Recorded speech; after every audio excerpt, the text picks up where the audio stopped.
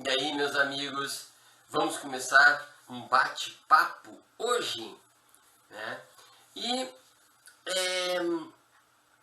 já vamos começar pensando aquele perguntador imaginário que há de levantar a mão para fazer perguntas.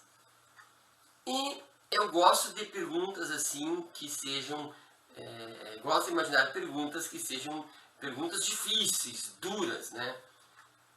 E vamos imaginar a dura pergunta de uma pessoa que levanta a mão durante a minha fala imaginária e pergunta assim: mas professor, o senhor está falando de gentileza, o senhor está falando em igualdade, cooperação, fraternidade, de uma sala de aula. Vê-se que o senhor não está dentro de uma sala de aula, o senhor é um teórico, porque veja bem, como seria a disciplina em sala de aula?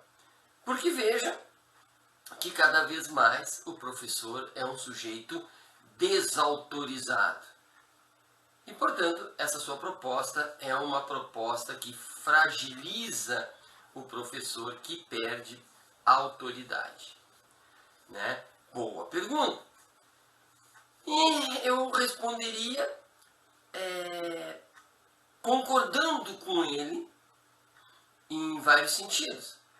Concordo com a pessoa que pergunta quando ela traz na sua pergunta informação que não é fácil ao professor organizar uma turma, seja criança, seja adolescente, até porque, né, a criança é energia pura, o adolescente é energia pura.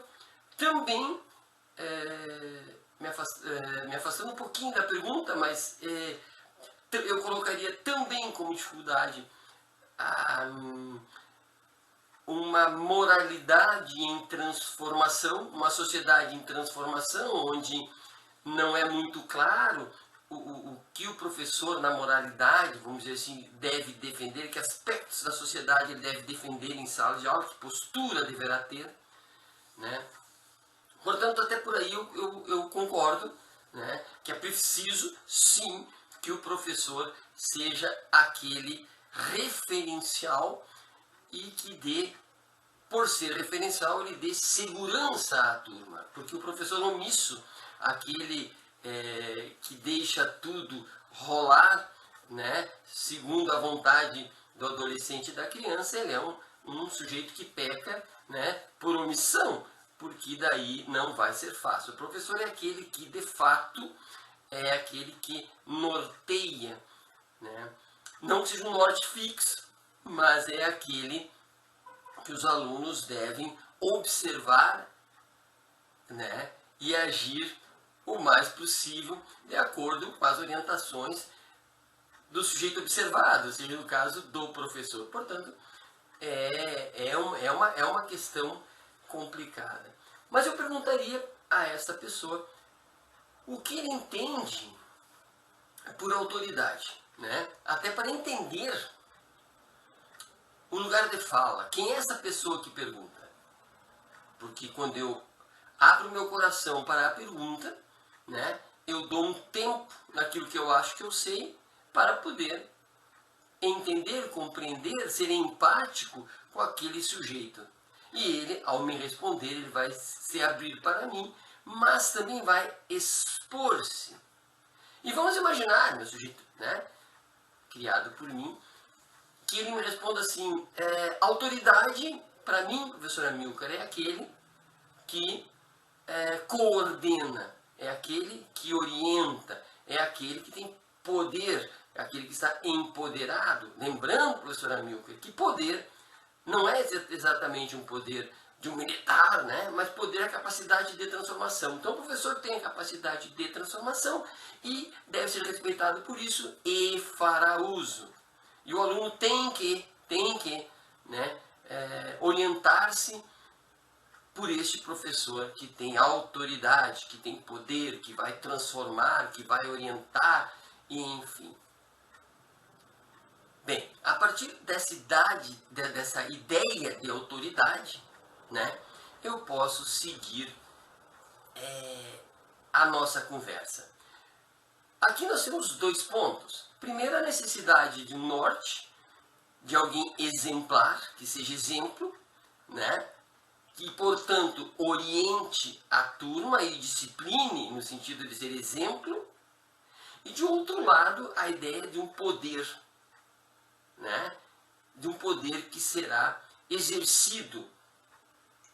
E aí fica a pergunta em relação ao poder que será exercido, é poder para quê? Eu já respondo, para a aprendizagem.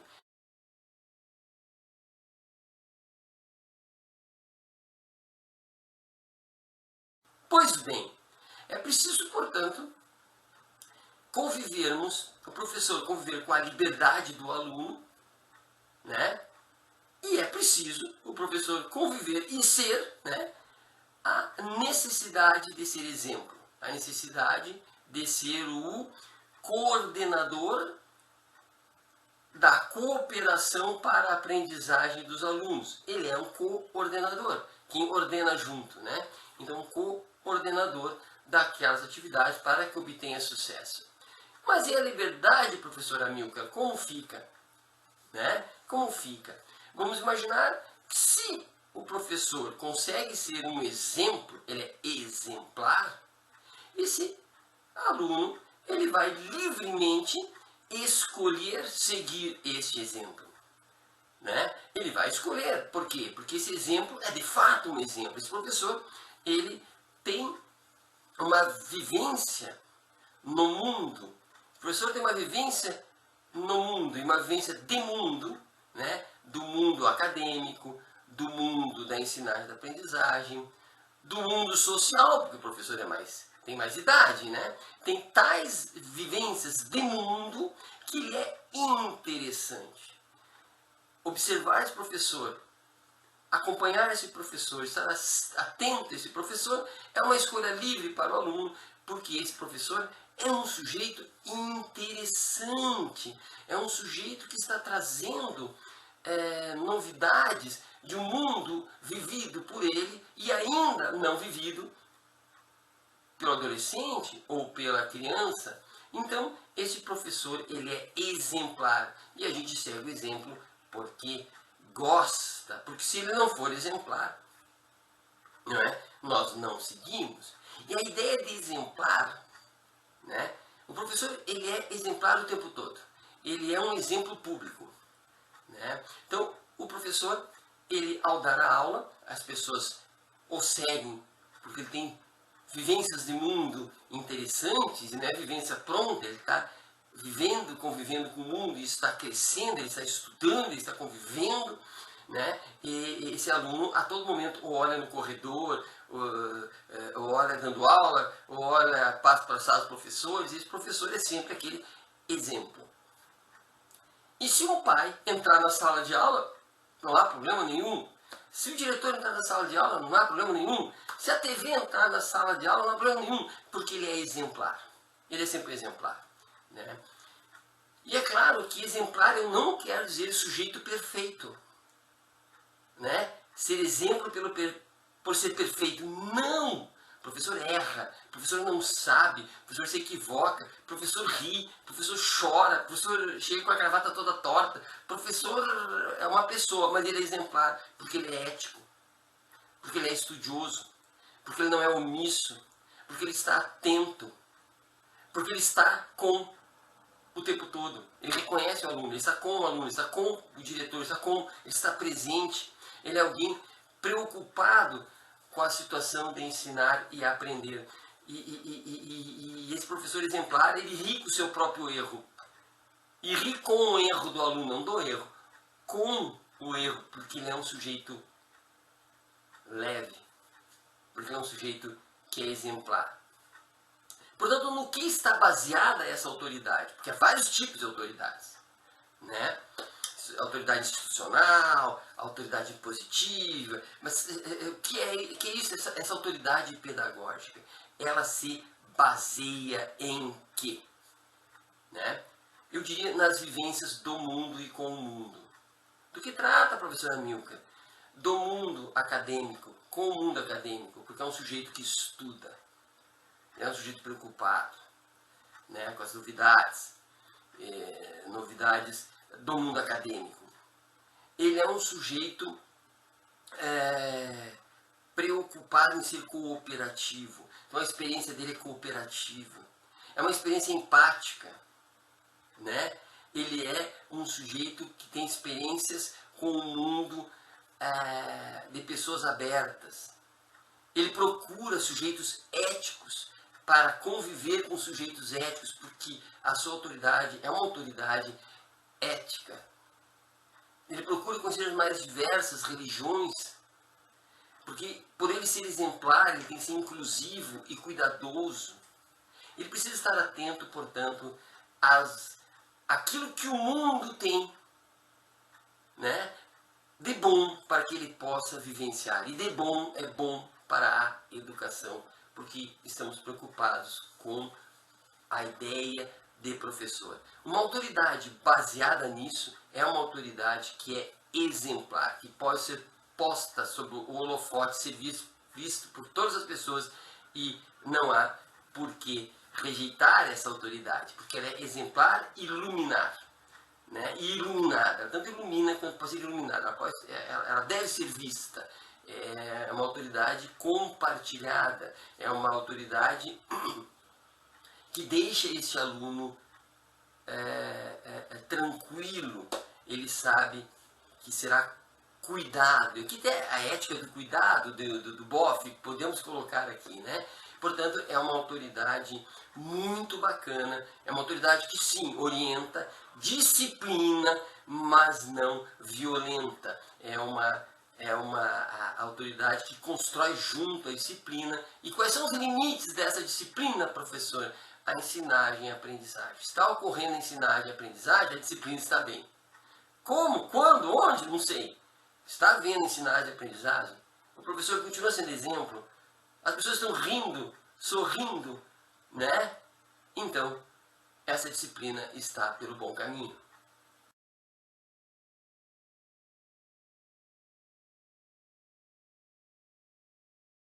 Se eu pudesse dar nome e sobrenome a isto, né, que eu venho falando até agora, eu diria nome, autoridade, sobrenome, gentil. Uma autoridade gentil. Mas gentil no sentido dado no nosso encontro anterior. Aquela gentileza, que não é uma gentileza boba, é uma gentileza que é preocupada com o sujeito que receberá essa gentileza. Lembram disso? É diferente a gentileza do poderoso para com o oprimido, né? É diferente a gentileza do professor para com o aluno e do aluno para com o professor. Percebe? Então, ela é uma autoridade gentil. E eu ainda poria um outro nome que me ocorreu agora, legítima. Né? Uma autoridade gentil e legítima. Quando é que eu sei que a autoridade do professor é legítima? Gentil está na aula anterior, mas eu acrescentei legítima. Né? Tem, o que, professor, tu queres dizer? Né? Que é a preocupação com a palavra, com legítima. Veja, se nós estamos pensando uma sala de aula onde o ponto alto é o ensinar e o aprender, a autoridade só é legítima quando está a serviço do ensinar e do aprender. Portanto, todo professor que se exceder, né, não está a favor do ensinar e do aprender. Aquele que está aquém é muito fraco, muito débil, não consegue ser o norte para a turma, o norte como exemplo para a turma, ele tem um problema, a sua autoridade não é legítima. Percebe? Portanto, a legitimidade está aí. Os alunos cooperam com o professor, seguem esse professor, porque tem a ver com ensinar e aprender. Né? Porque me passou aqui uma possível pergunta, né? que seria, mas todo exemplo é bom? Né? E eu diria, não, nem todo exemplo é bom. Né? Mas um exemplo gentil e legítimo pensando em sala de aula, sim, ele é bom, porque está dentro do ensinar e do aprender. Lembrando que é importante o professor nunca separar, só ensinar ou só aprender. Portanto, ensinar e aprender são uma coisa só.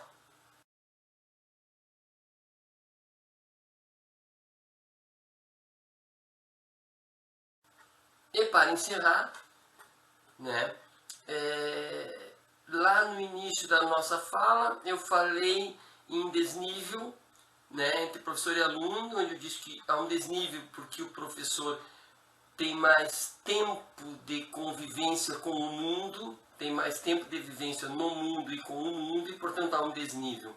E eu quero encerrar retomando esse desnível. Né? Há um desnível, até para que o professor possa ser o exemplo cooperativo, gentil, legítimo, iluminar e iluminado, é preciso sim que haja esse desnível. Né? É preciso que o professor tenha mais tempo de mundo e com o mundo do que com o aprendiz. Né? E a que mundo eu me refiro? Né? Insisto, o mundo do mundo acadêmico, do mundo da fraternidade, do mundo da cooperação. É preciso que o professor tenha mais tempo de convivências éticas, né? Convivências afetivas, positivas no ensinar e do aprender. É preciso que ele tenha vivência no mundo da ensinagem e da aprendizagem. Isto pensando no século XXI, isto pensando, evidentemente, na sala de aula esta tradicional que nós temos. Há várias possibilidades de varianças, né? Mas aqui eu estou focado na sala de aula, esta sala de aula, né? Com as carteiras, com o quadro, esta sala de aula socialmente aceita, socialmente legitimada, né? Regrada pela legislação. Né? É disso que eu estou falando. Há outras possibilidades de ensinar e aprender muito interessantes, gente. Entretanto, eu estou falando para esta ensinagem e aprendizagem dentro de uma sala de aula, esta sala de aula que a gente conhece. Então há um desnível. E o aluno, portanto, ele tem menos tempo de vivência no mundo, com o mundo, que o professor. Vivência acadêmica no mundo, com o mundo, né, do professor. Ele tem menos vivências, ou tem vivências específicas, né, da sua realidade, da sua região ali, enfim. E, portanto, a pergunta vai aproximar esses desníveis. A pergunta do professor e a pergunta do aluno é a abertura, como eu já falei lá no início. Mas onde está a igualdade? Né? Tem que ter. Né? Ali, a igualdade está na dignidade. Não é esse desnível de tempos de vivência e convivência com mundos, com realidades, que vai fazer que alguém se sobreponha ao outro, que alguém se imponha, que alguém judie, que alguém não seja fraterno, simplesmente porque eu sou mais e este é menos. Não existe isso. Em dignidade somos iguais, não importa a idade, não importa o conhecimento, portanto, é bem interessante. Me ocorreu o último exemplo aqui, só para encerrar, e agora encerrando de fato, eu fui praticante de artes marciais, né? E no início, eu já comecei com 30 anos a arte marcial, 29, 30, e eu lembro que eu estava brincando com os meus colegas da minha idade e falava alto, né? Estava falando alto, então as pessoas lutando ali, e uma criança, de aproximadamente ali 12 anos, uma criança, cuja a faixa dela era superior à minha. Veja, eu já era professor, eu tinha muito mais idade que ela, mas eu estava indisciplinando, falando alto onde não podia, e uma criança de 12 anos, do alto da sua dignidade, de quem era superior e hierárquico do seu ponto de vista da arte marcial, né, me chamou a atenção, me advertiu e solicitou gentilmente que eu falasse baixo para não atrapalhar os colegas. percebam a igualdade de dignidade? E eu disse, sim, claro, me desculpa. E recolhi-me à minha insignificância de um sujeito adulto, professor, extremamente rotulado, de bom, esse é o cara que dá aula, né? E cometi um deslize, tanto quanto uma criança, faço deslizes e a criança me põe nos trilhos, né? Portanto, fica esse exemplo para a gente pensar e sejamos todos professores exemplares, luminares, iluminados, gentis e legítimos. Abraço e até a próxima.